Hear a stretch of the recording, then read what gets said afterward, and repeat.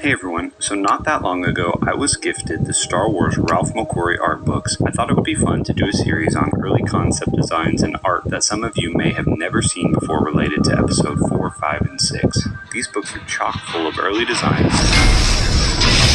along with tons of context from Ralph himself on the creation. Now for those John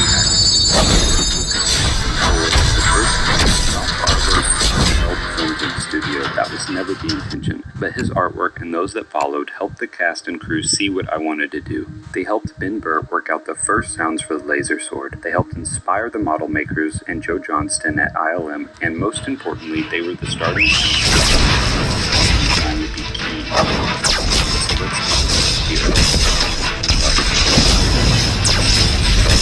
About a day and a half total, and I came up with the goggle look and this sort of dog-like snout. I was moving very fast and I didn't have all week to fool around with Darth Vader. Darth Vader in the movies is better than my sketches because he looks huge. He looms over you. My Darth Vader looked like down little wolf-like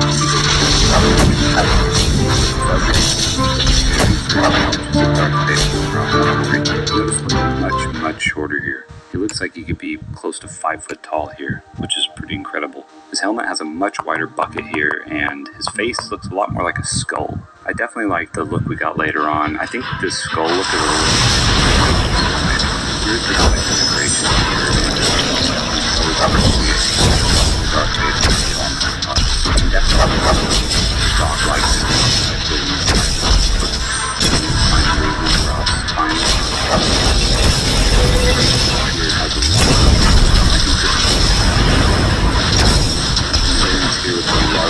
Now, we can also see that he has a gun, which is really interesting. I think that would have made him a lot less menacing for sure. You know, the Vader we all know and love would just force choke you to death now. He wouldn't really have any need for a gun. It's a kind of testament to, even if I lose my lightsaber, I'm still deadly. But with a blaster, you kind of have that backup safety, which seems a lot less scary in my opinion. And then here we have a pretty iconic sketch that I'm sure a lot of you have already seen. This was a thumbnail sketch for the production of the illustration Laser Duel. This scene was originally described for the second draft of the January 1975 version of Star Wars. And to really emphasize just how impactful Ralph's painting was, sound designer I had immediate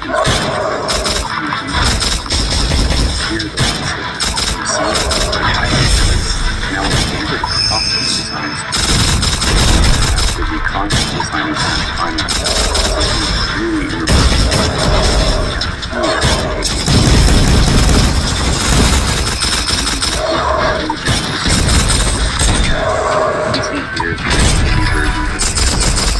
definitely a lot more.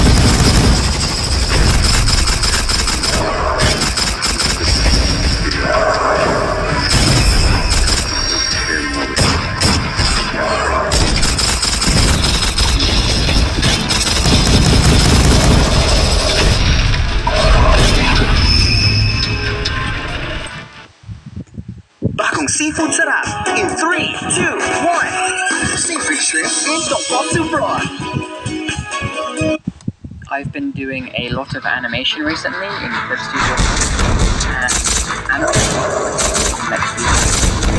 but there are good tips.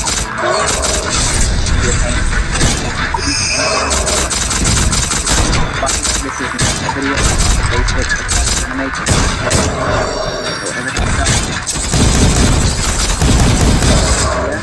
flexible is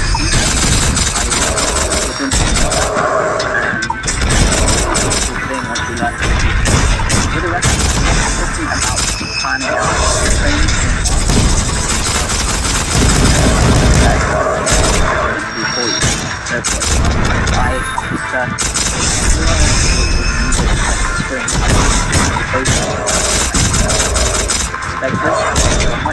Ways to do that. Now this is the thing that you'll understand. The animation as well, which is nothing here.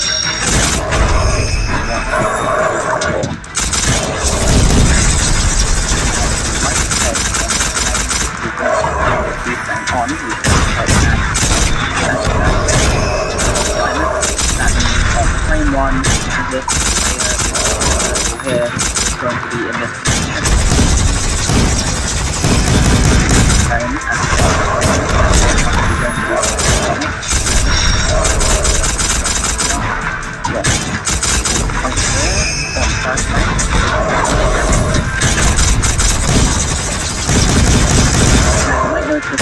and really animation per se, this is jumping from one place to another. So what you then want to do is right click on these diamonds and change it to smooth. And so when you do that, you automatically create a smooth animation from one place to another.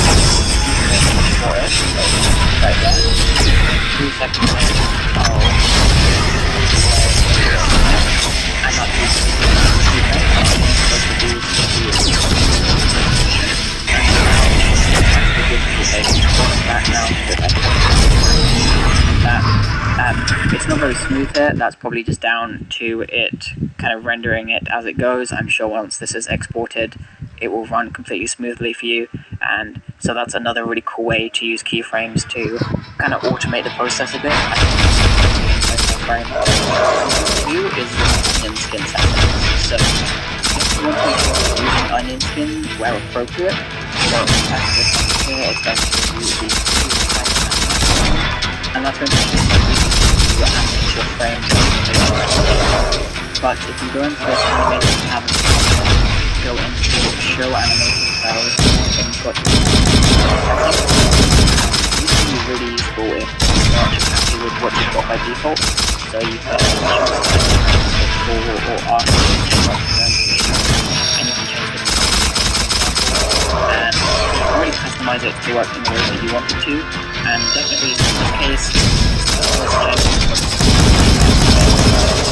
a couple of things after the shot isn't really good. One animation where you've got people on the page and these all in, help you to those frames and push them to each other. So there's things that you definitely want to listen to and customize each shot. Number 3 is moving the 2D camera. Now this is kind of a better option as frames if you can make the background now, but it depends on specifically what you're trying to do. I'll show you what this means. So this blue square here, this is the camera.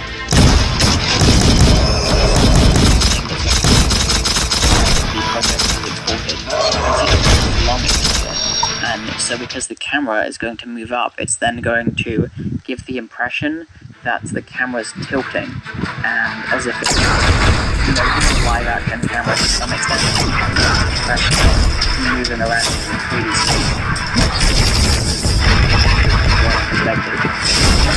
show you how to use this or something like that, but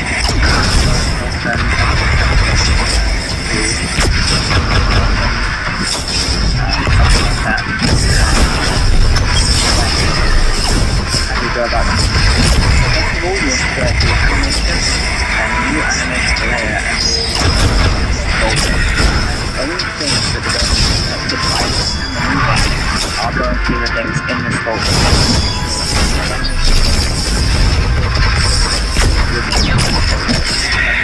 Many folders within the camera folder.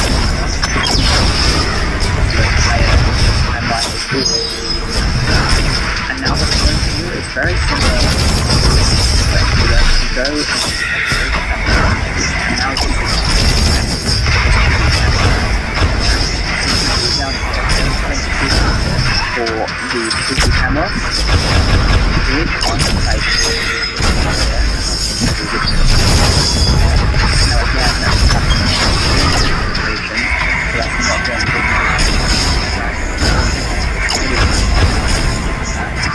and then we're going to choose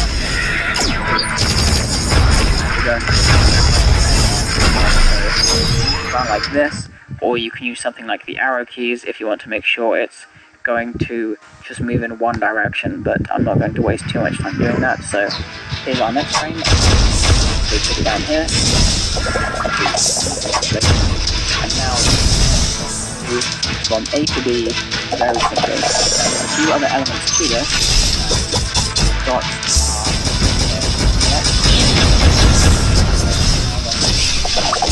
as you might expect,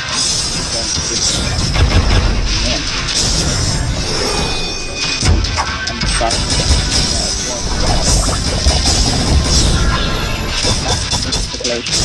and then what I might do is show you a code of color and not necessarily I want to do I want it to be this one, so it's going to be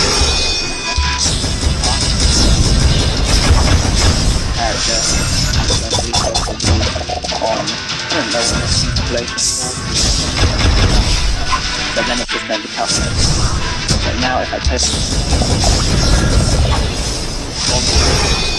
and we haven't had to animate anything yet, it's just done automatically.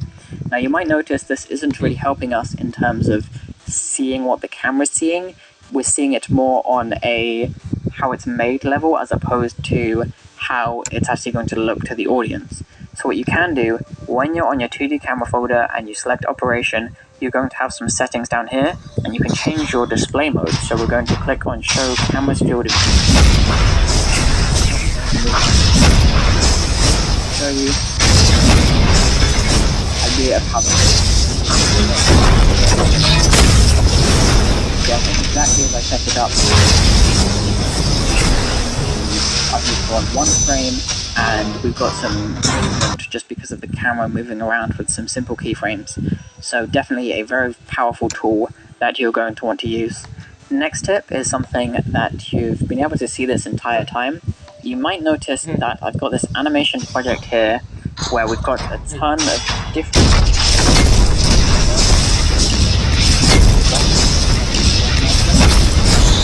to organize things. One long animation. You have to change something in the process. You'd have to remove everything else that came before it. But with this, we've kind of got much smaller cuts of like 5 to 10 seconds, and that's going to make your life a lot easier for a longer project. So to do this, you tick this box right here when you're creating the animation, manage file using folders, and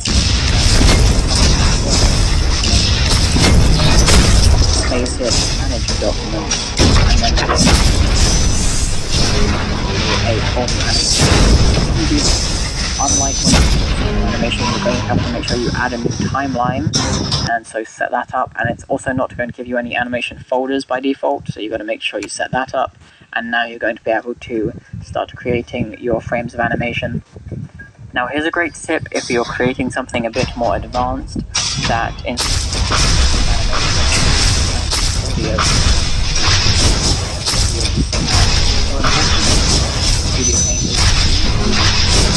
kind of character here trying to sync up and we don't want to sync properly. Audio files. So I voice acting here that I paid for.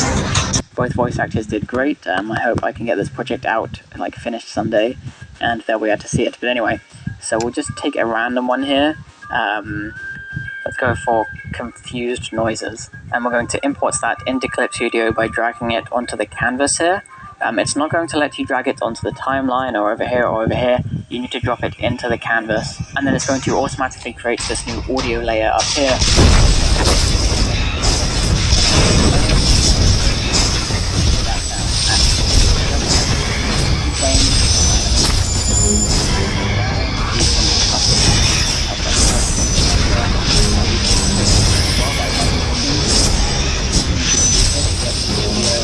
In the way you wanted it. Change this layer and just call it that because I can't read the keyboard properly. Let's then get some more audio files, and we'll just grab another random one, and because we have selected this audio layer here, when I drop this in, it's going to add it to the same layer of audio.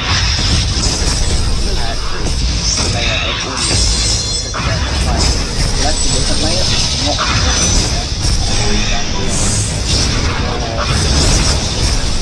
you played at or unrelated, not on an audio layer, and I drag this in, it's going to create a new one. So I can put this up here, and now we've got 2 layers of audio to work with. That one is a lot longer, but you can see we can now play them both at the same time, or have one cut the other off, or anything like that. So you can have as many layers as you want, or to keep things organized, have a life a lot easier while working with this video. Tip that is good to know, that if you are animating on 1s or 2s or 3s or 4s, then Clip Studio is actually going to keep track of that. So I'm going to create something on a frame here, and then let's say we're animating on 2s, so we're going to skip a frame, and then we're going to create a new frame. So this is going to be our next frame. Now I don't need to go to frame 5, add new frame. All I need to do is stay where I am, and add the frame. Automatically skip that frame. Choose now. Tell it which frame I want. It's going to be captured. Right. Starting from 1, something like that. Do this. Then all I have to do is start. Any match keep track of the distance of each frame that you've created, and that's going to make your life a lot easier. You don't need to keep track of which frame you're trying to create next. Another useful tool if you're trying to keep your animation organized and you're trying to do a bunch of other things, you can actually create new timelines. So we've got something going on here, but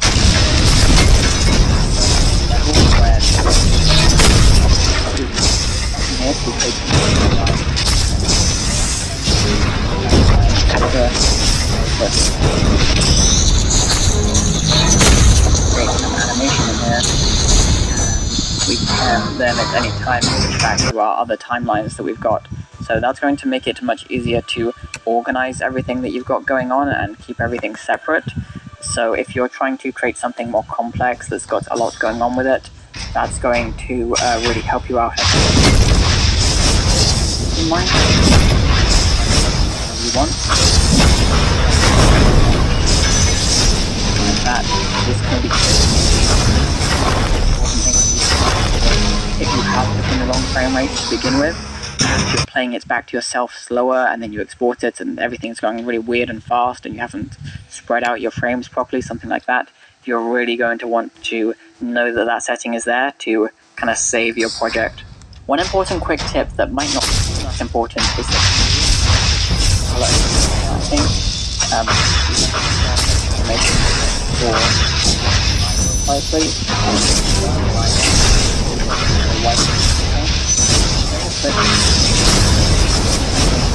give you grey this over here, or you can how you want, somewhere in this kind of range. Make it dark, so you're still looking at something on the white side of the spectrum, but not going to be out, and that's going to make it much project for a long time.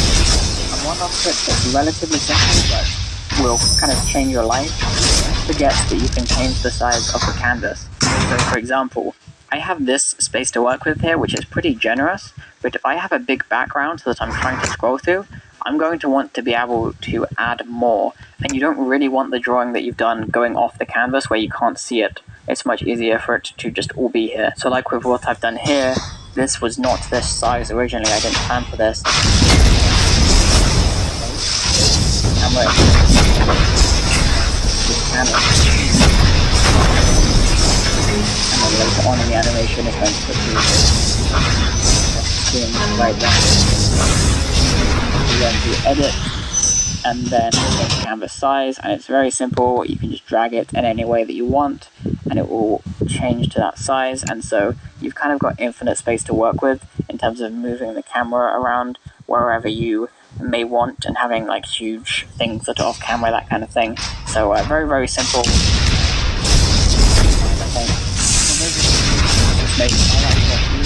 I know that let me know if you more, but I don't know. I want to explain myself. If you enjoyed the outfit, you can follow me on Twitter and Instagram if you want to see the art that I'm creating. And if you want to improve your art for free, including animation, you can join the Learning to Draw Discord server. So that's going to be it for this video, and goodbye.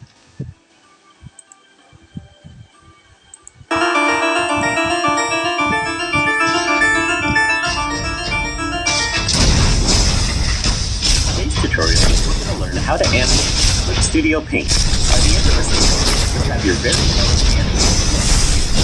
So let's get started.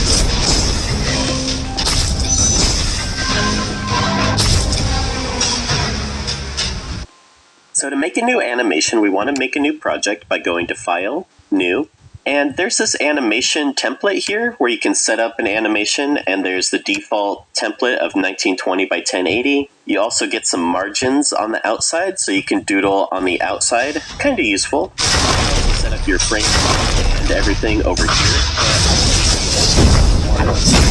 Scratch. So we're going to take illustration, set it to and press windows. One of them should be open already. Your layers window over here, and we need our timeline window. So go up to window, make sure layer is turned on, as well as timeline right here. Now to create an animation, we need to make a new timeline. So if we go down here, we can edit timeline and new timeline button. So we want to create a new timeline, and that'll be how long our animation is. Don't worry about any of this.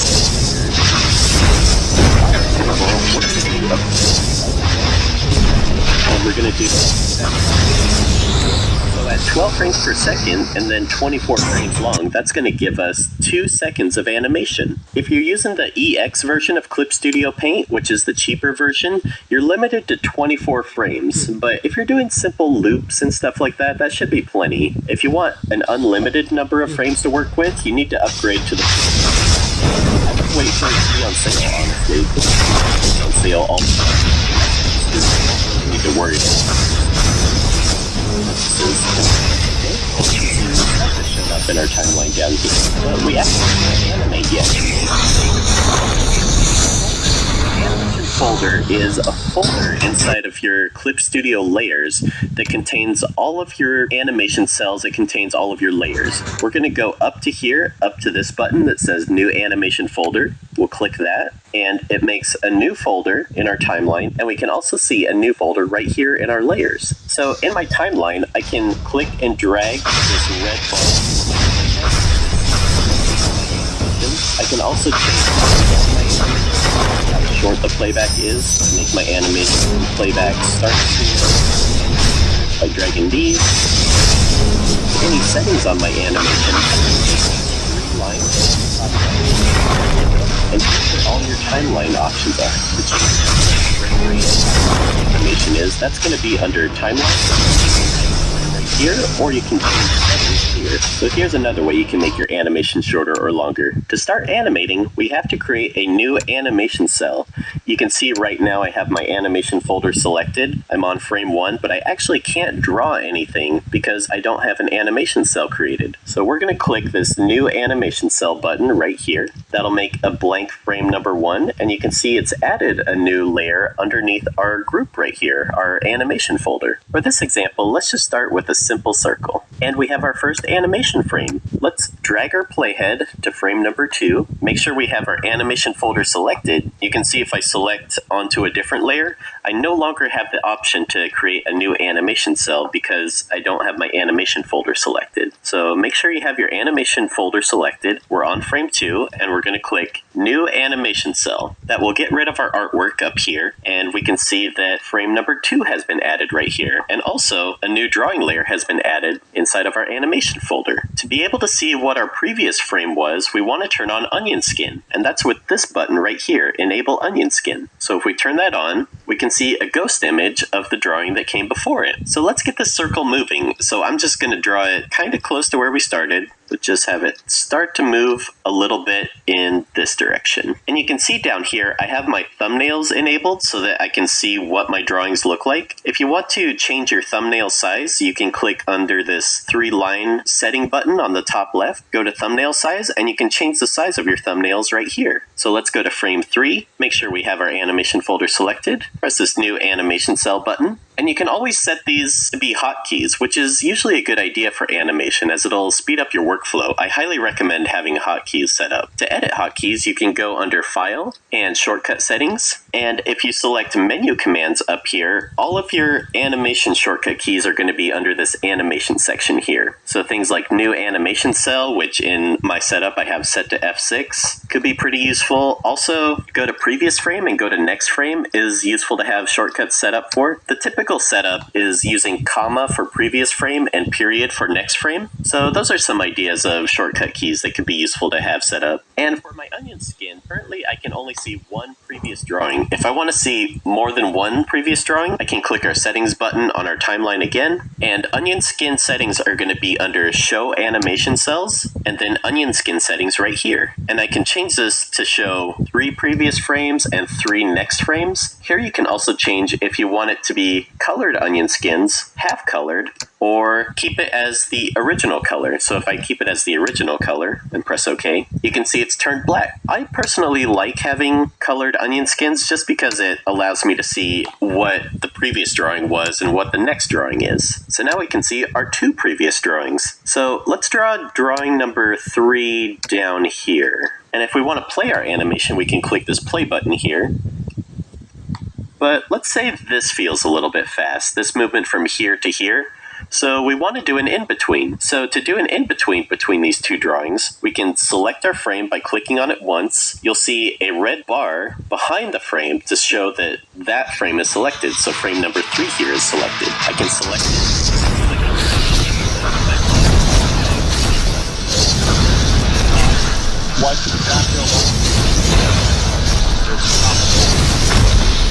Or CRM system, sending out those standards.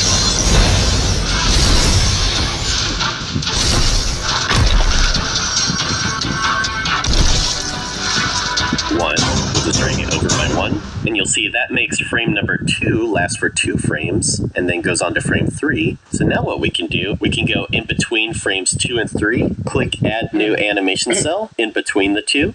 Hence the name in between, and then draw in between those 2 drawings. And that's a way to do that.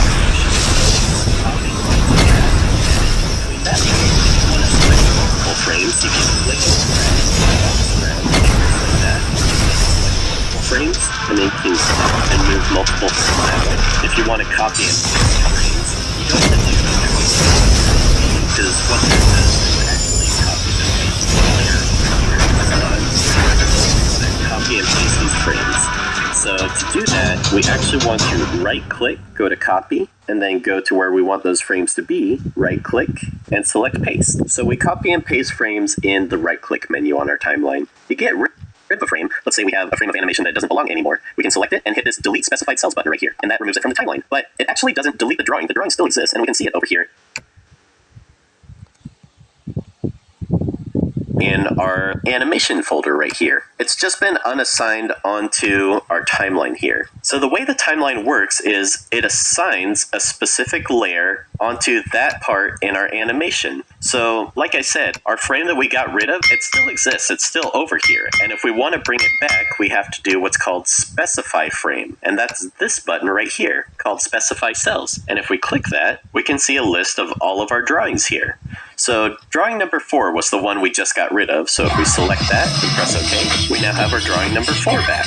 An easier way to do that is to just right click in that frame and then select it from the right click menu here. Likewise, I can also go into my layers panel here, create a new layer, and then if I want that new layer to be assigned in my animation, I can right click in here, select frame 5, and that's assigned that layer into here. So let's say for this example, I have my animation frame number 5 right here, and then outside of my animation folder, I have this drawing right here. So you can see this is a separate drawing from my animation frame right here. So let's say we wanted to copy and paste these together. How would we do that? Well, it's not super intuitive actually, and this is something that I struggled with for a long time, figuring out how do I just copy this face and then paste it into frame 5 here. You can see I pressed Ctrl V, but nothing happened. It made it as a new animation cell. So you can actually see, I can right click, select frame 6, and there's the drawing I just pasted. If you want to paste something in and have it merge into the layer below, you actually have to shift select the 2 drawings that you copied and pasted, move it outside the animation folder window, and then you can right click and say merge with layer below. And now if we turn our eyeball on and off, we can see those are now merged, and we drag it back into the animation folder. And then we simply right click and re-specify that frame, and now we have our animation with our copied and pasted artwork into it.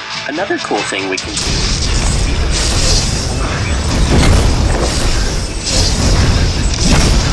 we take a frame. You'll see it creates a folder, and inside do a layer and put it underneath, have your color, and you can even use folders in your animation as single animation cells. Another useful thing to know, if you have a lot of frames and they're all out of order and mismatched as far as names go, you can always go up to Animation, Edit Track, and then select Rename in Timeline Order. And that will rename all of your frames according to their order on the animation timeline. So just for fun, let's continue animating this ball just moving around. We're going to keep going 1 frame over and draw our ball moving around. Experiment with smear frames. Experiment with seeing how far you can move the ball. So this is called spacing, how far apart your drawings are spaced. So if your drawings are spaced really far apart, they're going to appear to move quickly. And then at the end here, if our drawings are drawn more close together, that's going to make them appear to move slower. So just experiment, play around, and have fun with it. After all, this is supposed to be fun. So now if we play it, we can see what our animation looks like. And if we want it to loop, we can select this loop play button right here, and we can see how it turned out. Pretty neat. If we want to export our animation, we can go up to File, Export Animation, and you can either export it as a movie file or an animated GIF are probably the most common ways you're going to export. Let's select Animated GIF, and then if we save it, it'll bring up some options on how you want it to save. Now, make sure that your file size is the correct size according to what your original animation was. In this case, it's 1920 by 1080. And for the loop count, we want it to loop over and over again, so we're going to select unlimited. Dithering is mostly important if you have like gradients or soft shading. You'd want to have dithering turned on, and then press OK. And then we get a little message pop up saying how big our animation turned out to be. Press OK, and then we can double click on it to open it. Very cool. So now you can post this GIF in forums, send it to your grandma, whatever you want to do with it. So one thing when animating is you want to make sure that your character stays consistent and that they don't change volume or go off model or anything like that. I just did this ball animation just straight ahead, and you can see that I definitely lost volume. It got a lot smaller. So how do you correct that? How do you fix that? Well, Clip Studio has a tool that's very useful for stuff like that. You can imagine it like taking your first frame as a piece of paper and then being able to place it underneath this frame and move it around. So you can reference to your first frame no matter what frame of animation you're drawing on. And that's called the light table. In order to see the light table, we need a new window. So we want to go up to Window, and then select Animation Cells. And I have mine docked over here. It might be down here somewhere. I like having it docked over here, just so I can more clearly see what's going on. And there might be this bar that's like way down here and like really hard to see. You want to make sure to take this bar and drag it up around the middle. So make sure that's there. One last thing of setup is on these 3 buttons down here that say Enable Disable Light Tool, you want to select this third one right here. And then to be able to use it, you want to select Enable Light Table up here. So make sure only the third one is turned on here and Enable Light Table is turned on over here as well. So the way this works is super easy. Just go to whatever frame you want to reference. In this case, it's frame number 1. You'll see that frame appear over here. So we want to take frame number 1 and click and drag it into this bottom section down here. That will enable frame 1 to be on our light table. So now you can see when we drag through our timeline, frame 1 sticks around. And we can go to any frame we want, and we can use this frame as reference. It's in the wrong position. We need to move it over here. So how do we do that? Well, it's really easy. All you have to do is go into your light table window here and select frame 1 from this bottom section here. And that will automatically switch you to the tool you need to move it around. So you can see our transformation tools appear here. We can rotate it using this handle. We can change where it rotates with this cross right here. We can scale it by dragging the corners. We can also flip it horizontal by selecting this flip horizontal button up here, or flip it vertical using the button next to it. And if you want to reset your transformation, you click this reset transformation button here, and that will set it back to its default position. So for this example, we want to move it underneath our layer here, and to get back onto our original frame, we want to select the top layer, in this case, layer number 14 under our light table tool here. And now we can go and redraw our frame so it's the correct. You can change it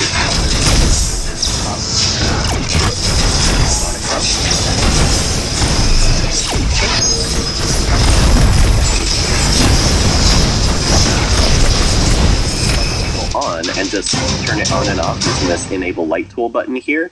Or if you want to get rid of a frame from your light table, you can select this trash can here to get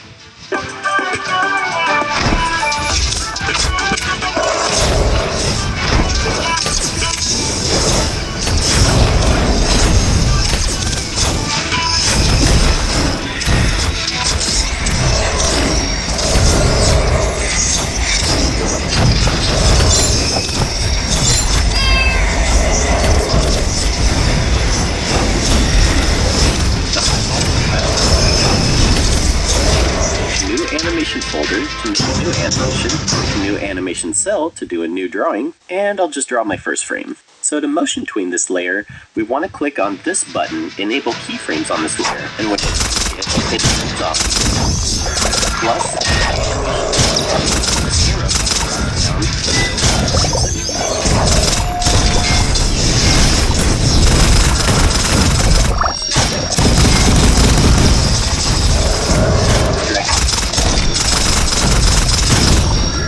and change it, we actually don't want to use the Move Layer tool, and we don't want to press Ctrl-T to transform it. That's not going to work. We actually want to use this tool in Clip Studio, which is under Operation, and then click Object. And then when we click on our layer, we'll see our transform tools appear. So now we can take our animation, and if we hold Shift while we move it, it'll stay in a straight line, and you'll see that'll automatically create keyframes in between. And if we drag our playhead, we now have a motion tween. If we play it, you'll see he starts out slow, speeds up, and then slows down again. So this is called smooth interpolation. In order to change it so it's not smooth at the beginning and at the end, we can select this drop down here, and instead of smooth interpolation, we can select linear interpolation.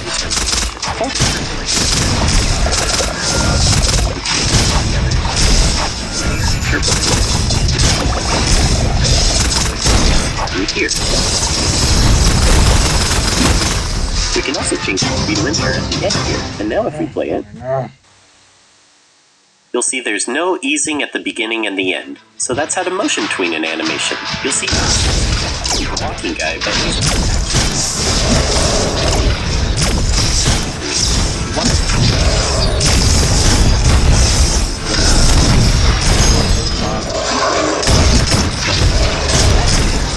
back into frame frame-by-frame animation mode, where we can do a new animation cell, turn on our onion skin, draw our second frame, and then we can just animate frame by frame this way. So now we have our frame-by-frame animation. If we have our animation selected and we enable keyframes again, we can now play it with our frame-by-frame animation happening on our motion tween. Also with these keyframes, you can right-click on them and switch their interpolation from the right-click menu as well. You can also copy and paste them by right-clicking, going copy, and then right-clicking and going paste. And you can drag them around simply by dragging and moving them. And if you want to get rid of one, you can click this delete keyframe button right here, and that'll get rid of it. So now that we know how to motion tween, we can animate a camera. To add a camera to your scene, we want to go up to Animation, New Animation Layer, and select 2D Camera Folder. And when we do that, we can see it added a camera on our timeline layer, as well as a camera folder.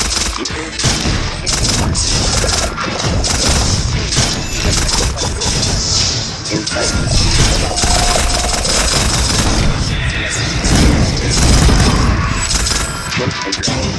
Camera folder like so. And now when we animate the camera, it should affect our entire animation. So under our timeline, select the first frame on our camera folder right here, and then press this frame button. Be linear.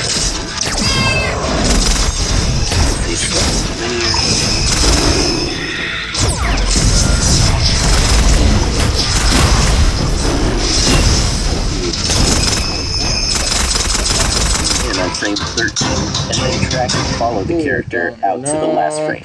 So on frame 13, we want to add a keyframe by clicking this Add Keyframe button here, and then go to our Object tool, which is Object.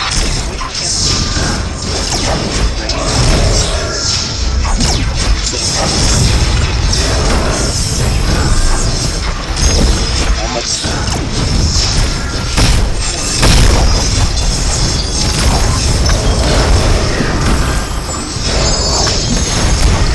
Into the center here. So the way to do that is you want to click the corner, click and hold, and then hold down your Alt button, and that will scale it towards the center. And now you can see these camera movement indicators here on the corner here. So let's go into our last frame here, press Insert Keyframe button, and we'll just click and move this blue rectangle to follow our character. Again, we can hold Shift so it stays along the same axis, right about there. And now when we play it, well, we can see our camera moving, but it's kind of hard to tell what's going on. If you want to actually see what your animation is going to look like, you have to go under Animation, Playback Settings, and then Render 2D Camera. So if we select that and then play it, now we can see what our camera looks like.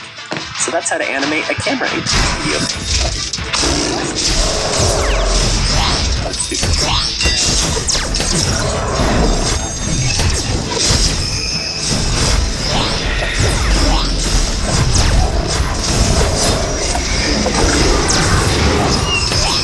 That's how you...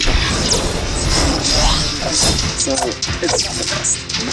I'll show you how to do it anyway. To import audio into your animation, you can literally drag it from a folder into your animation. Or, another way to do it is to go to File, Import, and select Audio. Then select the audio you want to import. I recommend using .wave files.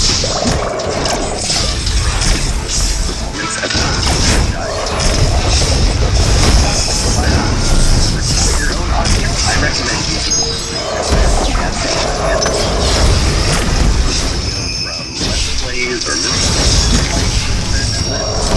our wave file to the top of our timeline here. And if we go to the top of the layer, you'll see our cursor turns into a hand. So we can actually click and drag and move this audio around just like that. So if we want it to start later, we can do that there. And again, there's no audio scrubbing. So scrubbing it over the audio actually doesn't do anything. I can't hear anything doing it this way. So what I have to do is I have to play it. Golly! And kind of just see where my playhead is at the different syllables. So when doing lip sync animation, I actually recommend animating the body first. In this section, I'm going to talk about how to animate and lip sync to body action.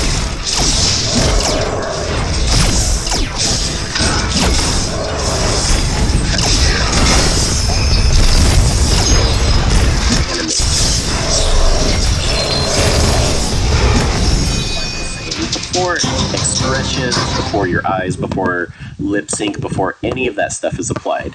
And a way we can do that is animating our rough animation first. I like animating with really simple shapes before I animate more complex shapes. Stretch really simple shapes rather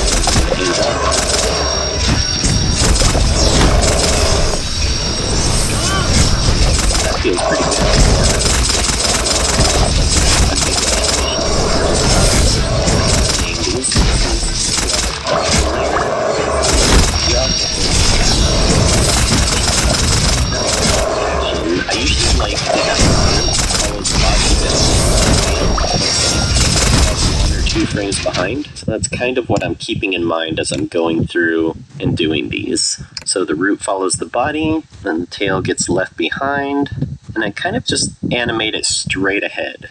And then anytime the character stops is when I'll start to have overlapping actions start to catch up. So even though the body is holding for a frame, I'll have his hat and his hair start to settle. And then here's a really big move, so things get really left behind while the root follows the body, just like that. And then again, his body's holding up here, so we'll start to have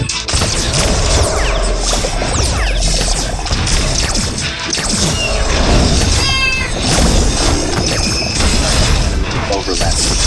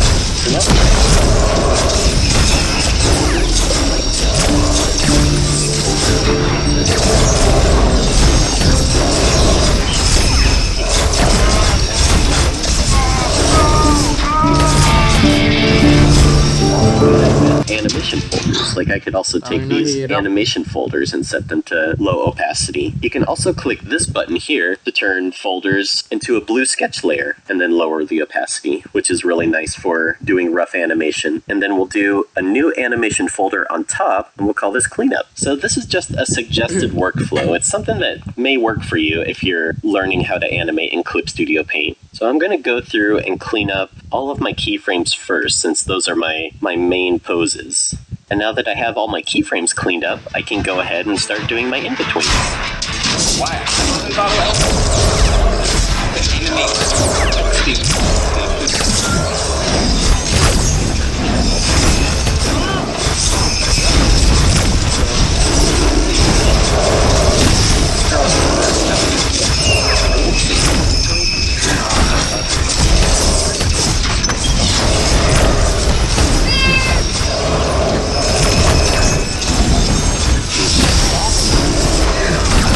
Open now.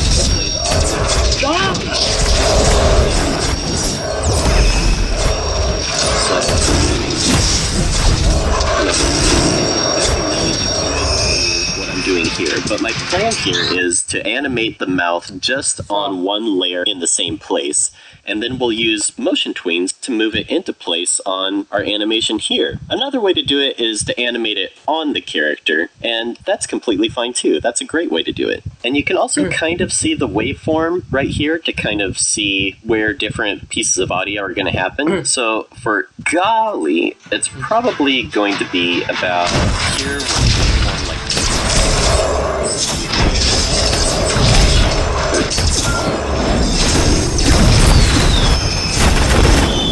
drag to where the audio is and press play.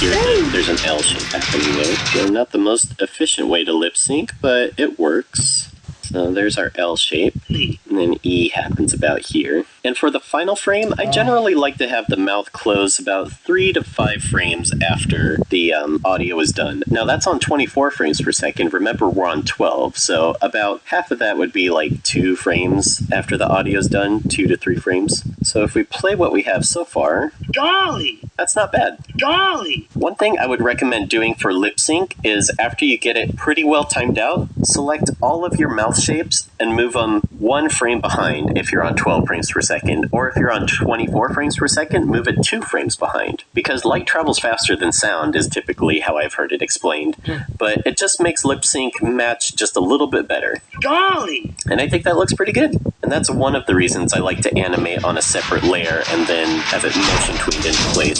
Because I moving the frames behind.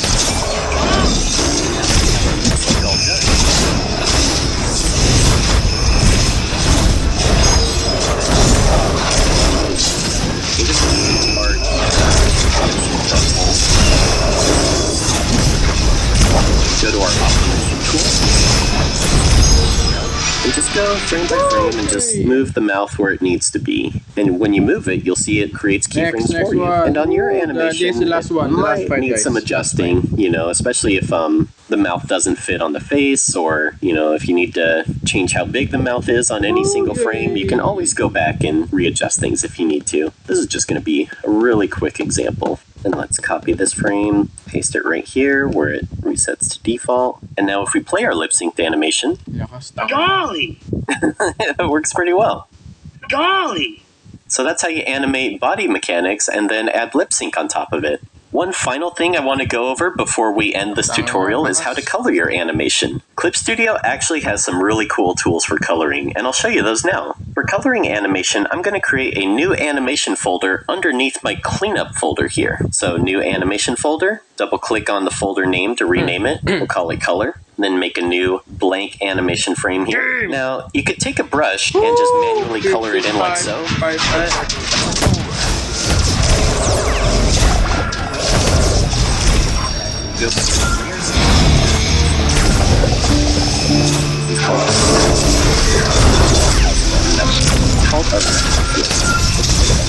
Layer works is if you use a tool like the paint bucket tool, it's going to consider any layer that has a reference turned on and will actually use it to fill it in, even though we're not filling in on that layer itself. So that's super neat. Under your tool options, it should be enabled by default, but with your paint bucket selected, you'll want to have this little lighthouse turned on. And you can click once to fill in each section, or what I like to do is click and drag to have it fill in multiples. So we could really quickly just go frame by frame, create blank animation cells, and just really quickly fill in colors this way. You'll see I have a propensity for liking broken lines, so it doesn't always work. What you could do in those cases is just take your brush here and just close those gaps, and then use the fill in tool just like that. And it's just a really quick way to fill in color on your animation. Super neat. Golly! And that's it. Hopefully this was helpful to you and got you started with animating in Clip Studio Paint. Be sure to click here to subscribe to my channel to stay updated on future videos and tutorials. If you'd like to help support my work, you can click here to visit my Patreon page. You also get access to rewards like early access to tutorials, source animation files, and access to a secret Patreon-only chat room. Keep on animating, and until next time, bye-bye! Yay.